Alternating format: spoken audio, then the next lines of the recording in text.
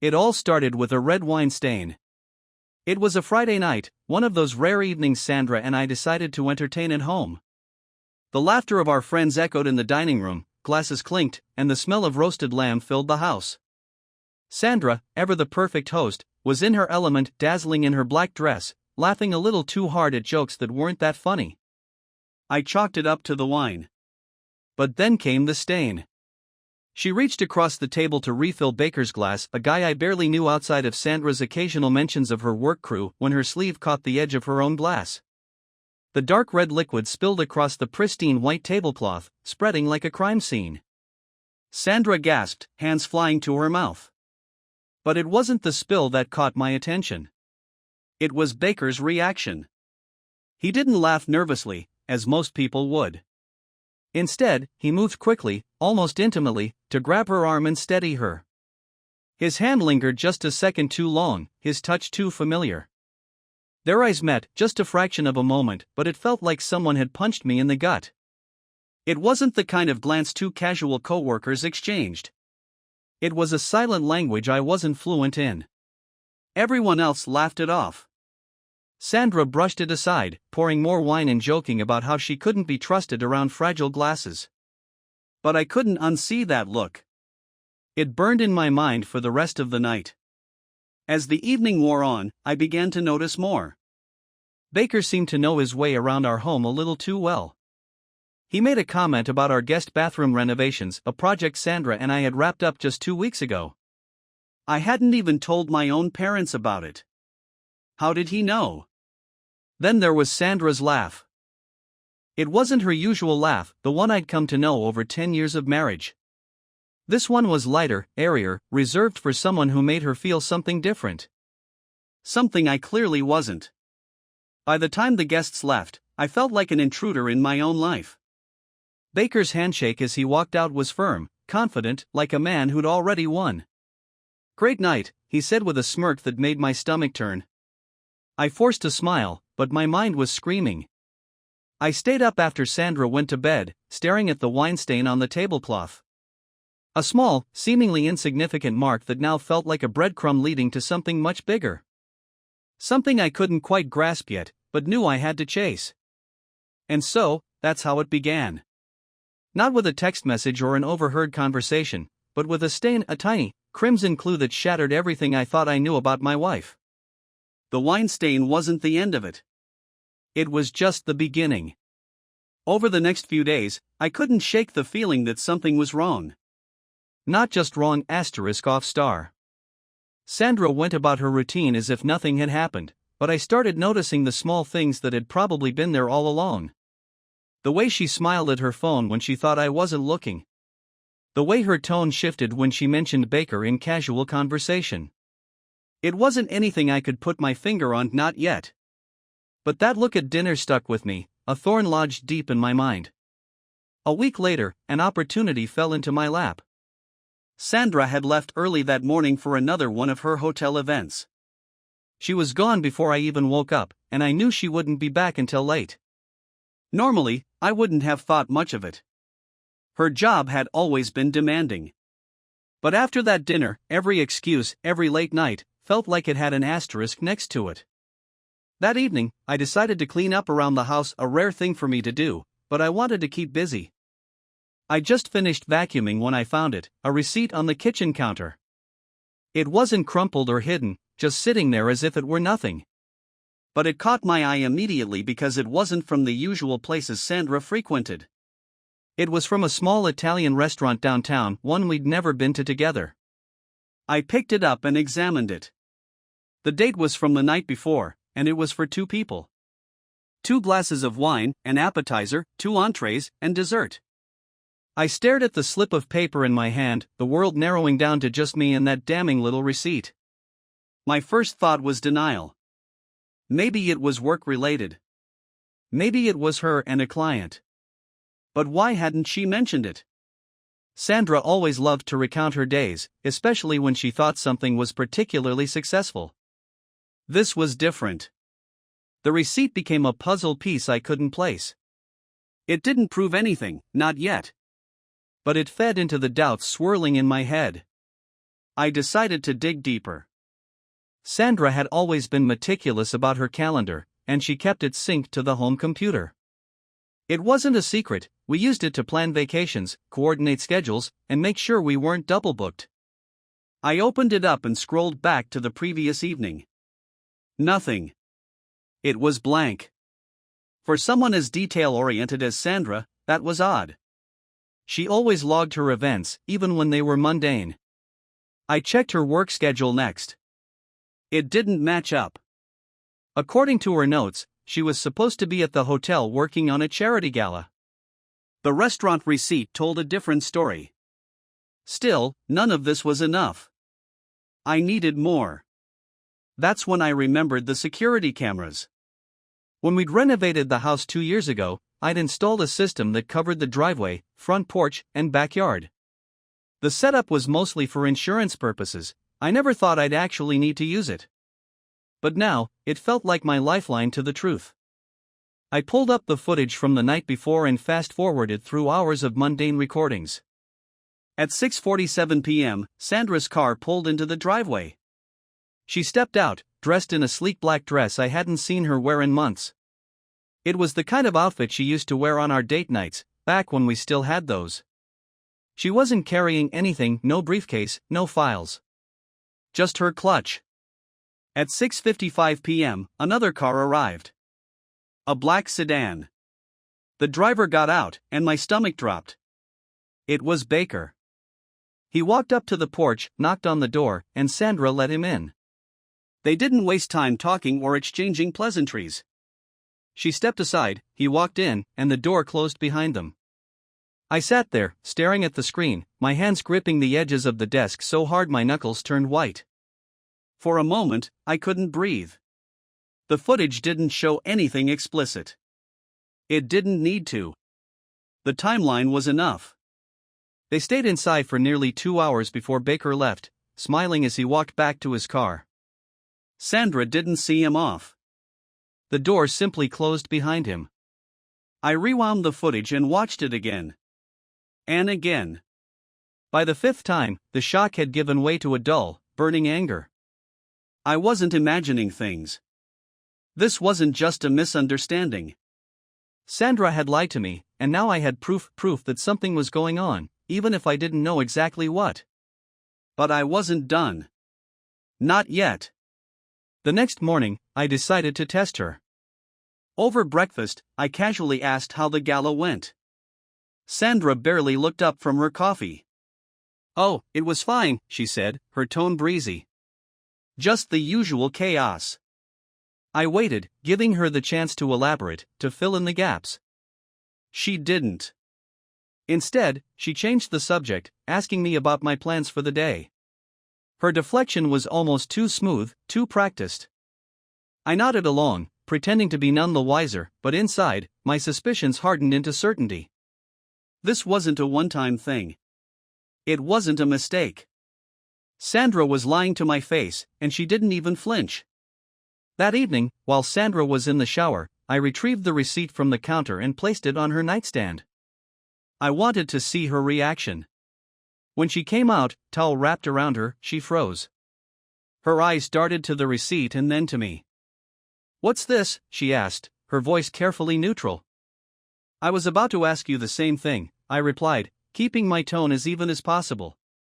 "You didn't mention going out last night." Her expression faltered for just a fraction of a second before she recovered. "Oh, that," she said with a forced laugh. "It was just a quick dinner with a client. Nothing important." I didn't push further. Not then. I simply nodded and walked out of the room, leaving her alone with her excuses. But in my mind, the gears were already turning. I had enough to confront her. Enough to blow this whole thing wide open. I couldn't wait any longer. The lies, the receipt, the footage, it had built up inside me like a dam on the verge of bursting. I had enough to confront Sandra, and every fiber of my being screamed for answers. But I knew I had to be strategic. This wasn't about throwing accusations and yelling. I wanted the truth, unvarnished and undeniable. That Saturday, I made sure we were alone. Sandra had taken the day off, and I suggested we spend it at home, just the two of us. She agreed, probably thinking it was another uneventful weekend. By mid-afternoon, I was ready. We were sitting in the living room when I decided to start. Sandra, I said, keeping my tone steady, there's something we need to talk about. She looked up from her phone, mildly curious but not alarmed. Sure, what's up? I reached into the drawer next to me and pulled out the receipt, placing it on the coffee table between us. Her eyes flicked to it, and I saw the briefest flash of tension in her expression before she masked it with a smile. Oh, that, she said, leaning back casually. I told you about that, it was just a dinner with a client.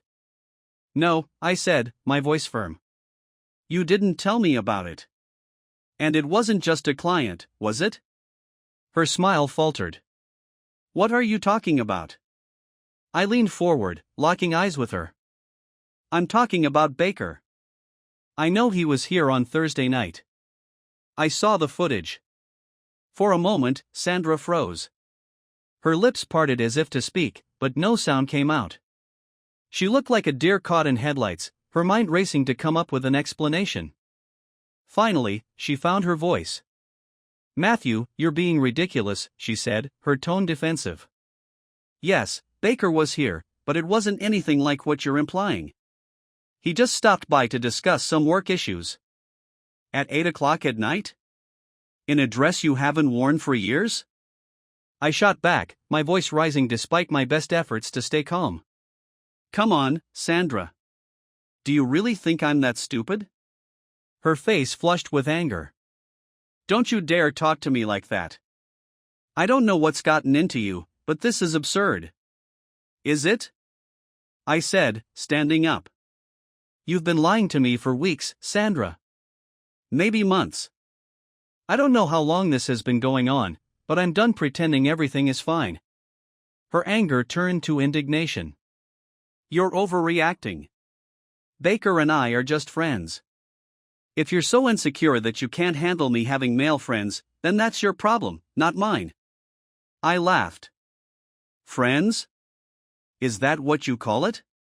Because I have a hard time believing your friend had any business being here alone with you, late at night, while you lied to me about working a gala. Her eyes narrowed. You've been spying on me, haven't you? Is that what this is about?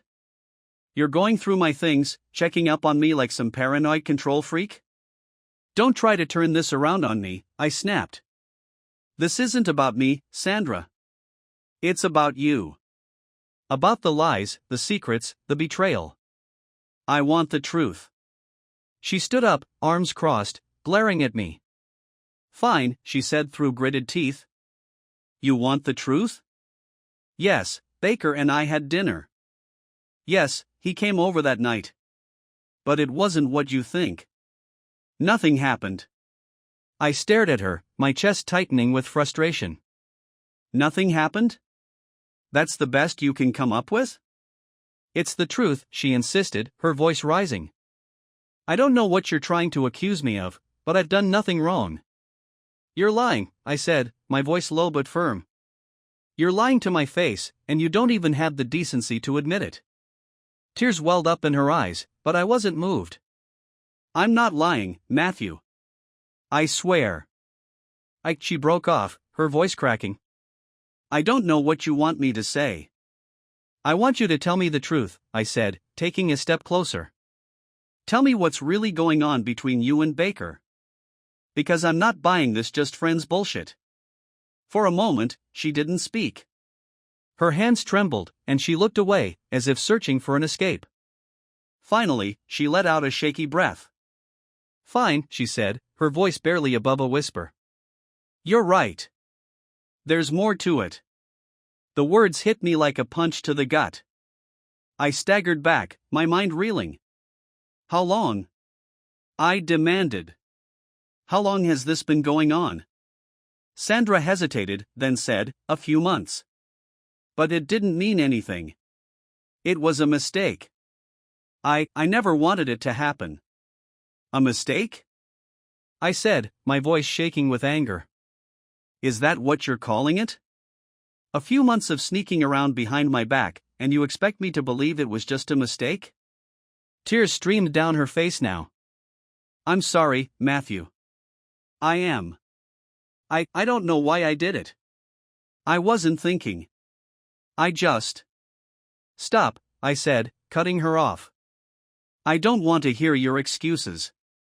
I don't care why you did it. All I care about is the fact that you betrayed me. That you destroyed everything we had. She sank onto the couch, sobbing into her hands. I stood there, watching her, feeling a mix of rage and devastation. This was the woman I'd built my life with, the woman I thought I knew better than anyone. And now, all of it felt like a lie. I didn't say anything else. I turned and walked out of the room, leaving her alone with her guilt. I needed space to think, to process what had just happened. But one thing was clear, this wasn't over. Not by a long shot. That night, I didn't sleep. Not even for a second. I lay in bed staring at the ceiling, Sandra's sobs faintly audible from the guest room where she'd retreated. The woman I thought I knew, the life I thought we shared, it was all in ruins. But as the hours crept by, my initial shock and grief hardened into something else, a burning need for justice. By dawn, I had a plan. Sandra might have been the one who betrayed me, but I wasn't going to be the one left picking up the pieces. If she wanted to throw away our life together for a cheap affair with Baker, she was going to face the consequences. I wasn't just going to walk away quietly and let her rewrite the narrative. No, I was going to make sure she understood exactly what she'd done, and I was going to do it on my terms. The first step was simple but crucial: gather every shred of evidence. I didn't want Sandra twisting the story when the dust settled. I started with the security footage, downloading and saving the clips of Baker's visits to our house. Next, I printed out the receipt from the restaurant and pulled up her calendar to highlight every work event that now seemed suspect. My heart pounded with rage as I pieced together the timeline, every entry another nail in the coffin of our marriage. But I wasn't done. Sandra had always been meticulous about her finances, keeping all her receipts and credit card statements neatly organized in a file cabinet in the office. I combed through them, looking for anything that could connect her to Baker. It didn't take long. Hotel stays, dinners at restaurants we'd never been to together, and even a pair of tickets to a concert I knew I hadn't attended. The evidence was damning, and it gave me exactly what I needed. The second step was more delicate. Sandra's affair wasn't just a betrayal of me, it was a betrayal of the life we'd built together. She loved her image, the successful events coordinator with a devoted husband and a perfect home. She'd cultivated that image for years, and I was about to dismantle it piece by piece. I started with her professional life. Sandra's job revolved around her reputation. She thrived on connections, charm, and being the reliable face of her hotel. But if there was one thing I knew about her employer, it was that they valued discretion above all else. An employee embroiled in scandal was bad for business, and I had every intention of making sure they knew exactly who they were dealing with. I composed an email to her boss. It was polite, almost clinical, outlining the situation in detail. I attached copies of the receipts, screenshots of the footage, and a summary of the events as I understood them. I didn't accuse her outright of misconduct, I didn't need to. The evidence spoke for itself. At the end of the email, I wrote a single line: I thought it was important for you to be aware of the potential reputational risks this might pose to the hotel. I didn't send it right away. That wasn't the point. I wanted Sandra to know I could. Next, I turned my attention to Baker. The man had walked into my house, smiled in my face, and treated me like a fool. He wasn't going to walk away unscathed. I knew where he worked, Sandra had mentioned it in passing over the years, and it didn't take much digging to find his contact information. I drafted another email, this one addressed to his company's HR department. It contained the same evidence, along with a note expressing concern about his behavior and how it might reflect on their organization. I saved that one as well. By the time Sandra emerged from the guest room, puffy-eyed and pale, I was sitting in the kitchen with my laptop open, sipping coffee like it was any other morning. She hesitated in the doorway, her gaze flicking nervously to me. "Matthew," she began, her voice hoarse, "can we talk?" I didn't look up. Talk about what? How you lied to me. Or how you decided our marriage wasn't worth being faithful to? She flinched. I deserve that. I know I do. But please, I just want to explain. I closed the laptop with deliberate care and finally met her eyes. Explain, then. She swallowed hard, her hands twisting together. It was a mistake. I never meant for it to happen. He was there, and I felt. I don't know. I felt something I hadn't felt in a long time. I laughed, a harsh, bitter sound that made her wince. You felt something? And what about me, Sandra? Did you ever think about what I'd feel when I found out? Or were you too busy sneaking around to care? Her lips trembled, but I wasn't in the mood for her tears. I stood and walked to the office, motioning for her to follow. Come on, I said. There's something I want to show you. She trailed behind me, hesitant. When we reached the desk, I opened the laptop and turned the screen toward her. The email to her boss was displayed, complete with all the attachments. Her face went white as she read the subject line, Employee Conduct Concern. What is this? She whispered. Insurance, I said. I'm not sending it yet. But if you think you're going to walk away from this unscathed, think again. Her hands flew to her mouth. Matthew, please. Don't do this. My job. Your job? I cut her off. You didn't think about your job when you were sneaking around with Baker. Don't act like a victim now. She started to sob, but I had no sympathy left to give. I'm not done, I said coldly. There's another email, this one to Baker's HR department. I'm sure they'd love to know about his extracurricular activities. Matthew, stop, she cried. Please, I'll do anything. Just don't ruin everything. I leaned back in the chair, arms crossed. Anything, huh? Then here's what's going to happen. You're going to move out. Today. And you're going to sign whatever divorce papers I put in front of you, no questions asked. If you try to fight me on this, I'll hit send on both emails. Understand? She nodded frantically, tears streaming down her face. I'll do it. I'll move out. Just, please don't send those emails. I didn't say anything else. I stood, walked out of the room, and left her to pack her things. By the end of the day, she was gone, and the house was quiet. But I wasn't finished. Not yet. For the next week, the house felt eerily quiet, even for a place that had only 2 people living in it. Sandra was gone, having moved out to stay with a friend, and the absence was palpable. But instead of peace, the silence seemed to amplify everything: my anger, my confusion, my regret.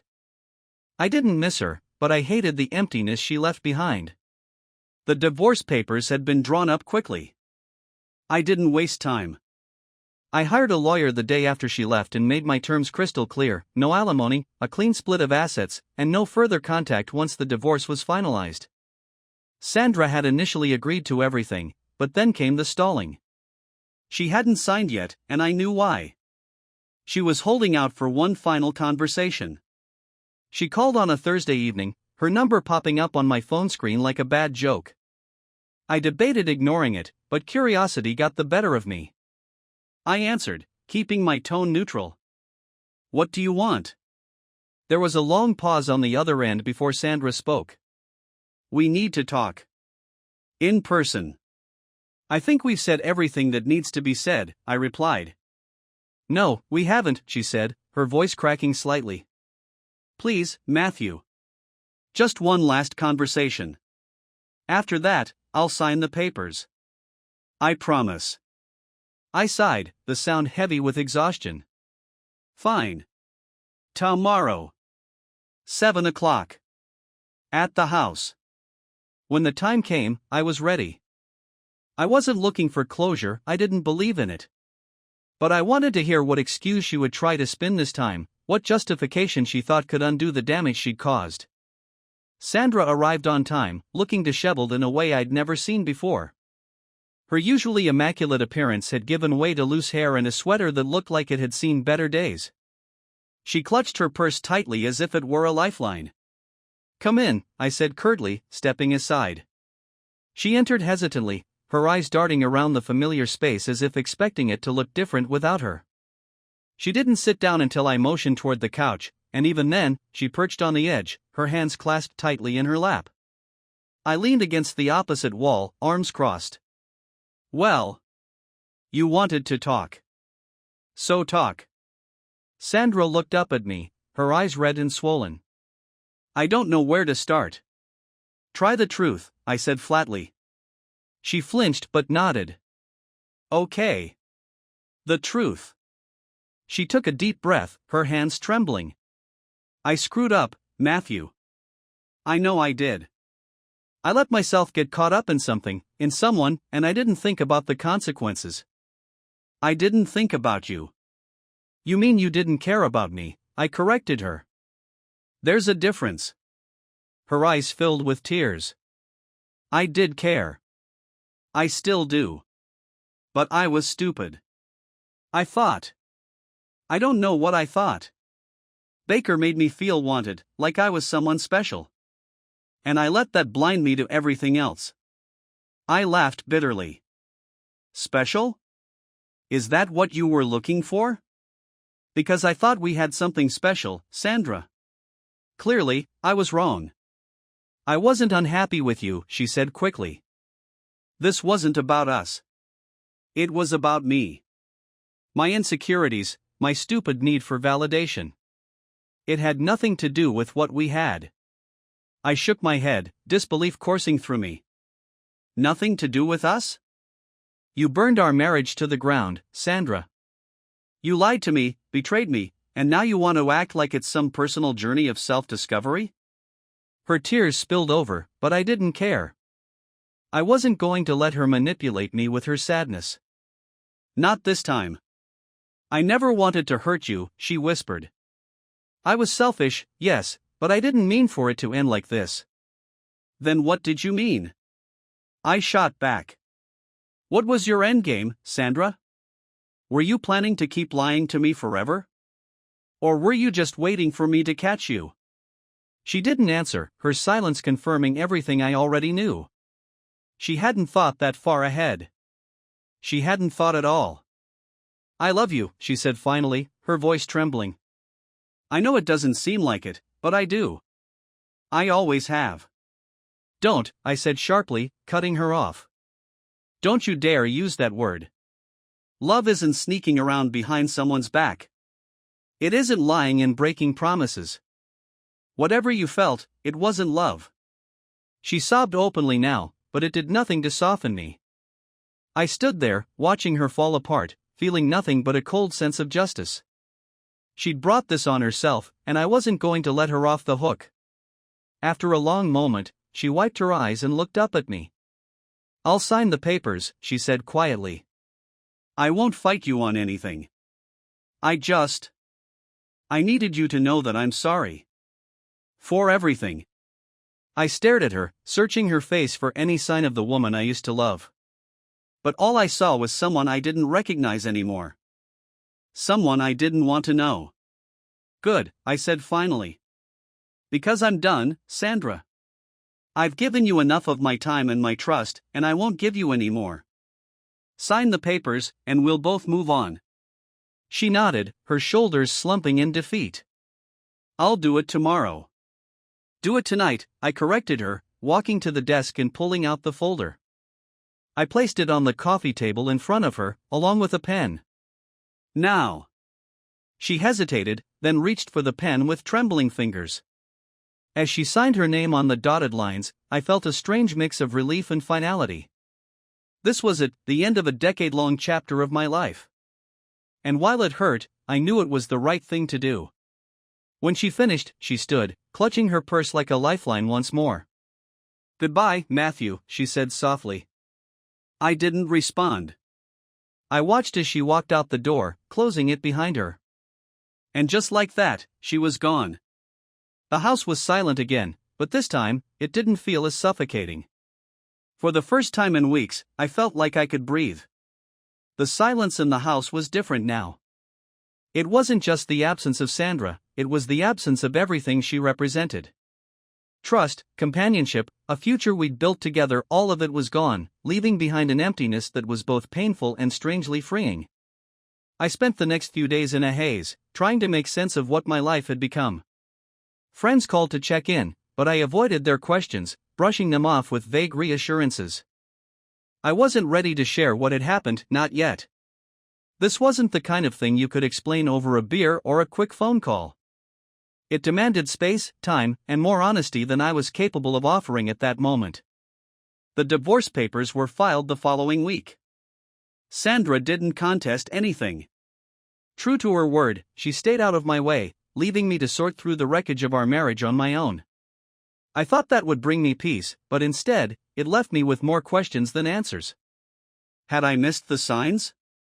Had I been too trusting, too complacent? Or had Sandra always been capable of this, and I'd just been too blind to see it? The questions gnawed at me, keeping me up at night, but no amount of reflection could change the truth. She had made her choice, and now I had to make mine. I decided to start with the house. Every room felt like a monument to our life together, a life that no longer existed. The kitchen where we used to cook Sunday dinners, the living room where we binge-watched TV shows, the bedroom that now felt like a tomb, all of it needed to change. I began by stripping away anything that reminded me of Sandra. Her clothes were packed into boxes and donated. Her pictures came off the walls. Even the throw pillows she'd insisted on buying went into storage. It wasn't about erasing her from my life, it was about reclaiming the space as my own. As I worked, I realized how much of my identity had been tied to her. My routines, my choices, even my hobbies, all of it had revolved around her in some way. Without Sandra, I was forced to confront a question I hadn't asked myself in years: who am I without her? The answer didn't come quickly, but it came nonetheless. I started spending more time with friends I hadn't seen much of during my marriage. They didn't pry or push, they just let me be, offering their support in quiet, unspoken ways. I found solace in their company, a reminder that my world hadn't completely fallen apart. But it wasn't enough to simply move forward. I needed to confront what had happened, to make sense of the betrayal that had shattered my trust in the one person I thought would never hurt me. I started seeing a therapist, a decision I initially resisted but quickly came to value. The sessions were uncomfortable at first. Talking about my feelings wasn't something I'd ever been good at, but the therapist pushed me to confront the pain head-on. She helped me see that Sandra's betrayal wasn't a reflection of my worth or my failings. It was a choice she had made, rooted in her own insecurities and shortcomings. That realization didn't erase the pain, but it gave me clarity. I couldn't control what Sandra had done, but I could control how I responded to it. I could choose to let it define me, or I could choose to rebuild. One of the hardest parts was forgiving Sandra, not for her sake, but for mine. Holding on to the anger and resentment was like carrying a weight I couldn't afford to bear. Forgiveness didn't mean forgetting or excusing what she'd done, it meant letting go of the power it held over me. I never spoke to Sandra again after that last conversation, and I didn't need to. She became a chapter in my life, a painful one, but a chapter nonetheless. I heard through mutual acquaintances that she'd moved on, that she and Baker didn't last. Part of me felt vindicated, but mostly, I felt indifferent. Her choices were no longer my concern.